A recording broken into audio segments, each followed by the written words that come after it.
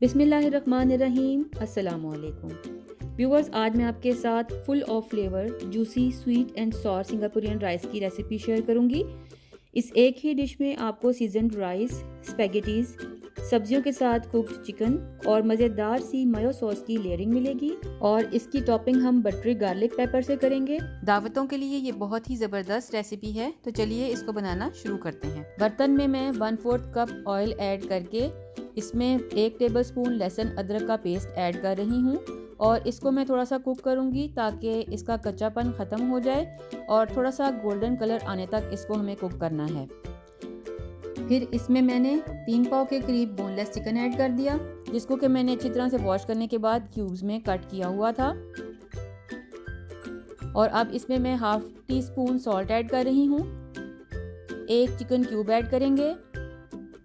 भुना और कुटा ज़ीरा 1 टीस्पून भर के ऐड कर रही हूँ। 2 टेबलस्पून सोया सॉस ऐड करेंगे। 2 टेबलस्पून लेमन जूस ऐड करेंगे। तकरीबन 1/2 टेबलस्पून पिसी हुई काली मिर्च ऐड कर रही हूँ। 1 टीस्पून सुर्ख मिर्च ऐड कर रही हूँ। स्वीट चिली सॉस तकरीबन 1 टेबलस्पून ऐड कर दी। 1/2 टीस्पून इसमें मैं चीनी ऐड कर रही हूँ और इन सबको अब मैं मिक्स करूँगी। और इसके बाद अब इसमें मैं 1/2 कप पानी ऐड करके इसको हल्की आंच पर कवर करके कुक करूँगी ताकि चिकन अच्छी तरह से गल जाए।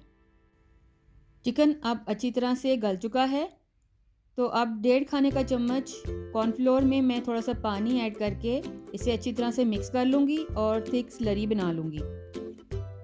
फ्लेम को मैंने बिल्कुल लो कर दिया है। अब इस कॉर्नफ्लोर वाले मिक्सचर को मैं चिकन में ऐड करूंगी और इसके साथ ही मैं इसमें 1 कप पानी भी ऐड कर दूंगी।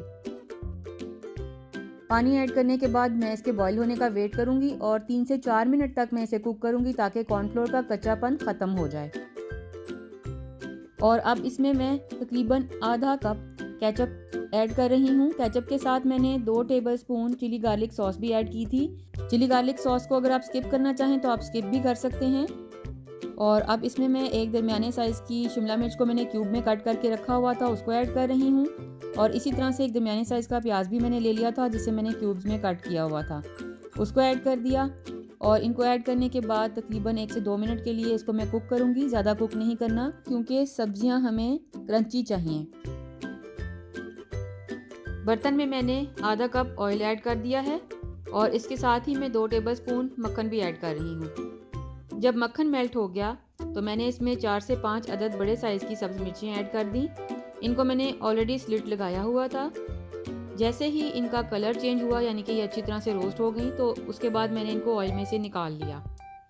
इसके बाद इसी ऑयल में मैंने 1 टेबलस्पून भर के चॉप्ड लहसुन ऐड कर दिया और इसको मैं तब तक कुक करूँगी जब तक इसका कलर गोल्डन नहीं हो जाता। लहसुन का कलर जब गोल्डन हुआ तो मैंने इसे निकाल लिया। और अब इसी फ्लेवर्ड ऑयल में मैं 1 कप चॉप्ड शिमला मिर्च ऐड कर रही हूँ और साथ ही मैं आधा कप चॉप्ड गाजर भी ऐड कर दूँगी। ऐड करने के बाद थोड़ा सा मैं इसको स्टिर कर दिया और इसके साथ मैंने 1 टीस्पून सॉल्ट ऐड कर दिया। सॉल्ट आप अपने टेस्ट के हिसाब से भी एडजस्ट कर सकते हैं। साथ ही इसमें मैंने 1.5 टीस्पून लेवल्ड सफ़ेद मिर्च ऐड कर दी है और 1 टीस्पून मैं चीनी ऐड कर रही हूँ।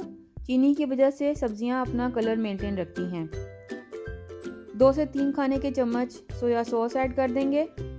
और अब मैं इन सब्जियों में बॉइल्ड राइस ऐड कर रही हूँ।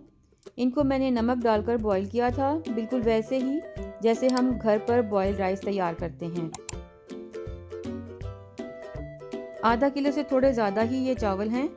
इनको थोड़ा मिक्स करके अब मैं 1 कप चॉप्ड हरा प्याज इसमें ऐड कर रही हूँ और इसको हमेशा आखिर में ही डालें क्योंकि ये बहुत जल्दी सॉफ्ट हो जाता है। तो इसको मिक्स करने के बाद अब इन चावलों को मैं 10 से 15 मिनट के लिए कवर करके दम पर रख दूँगी।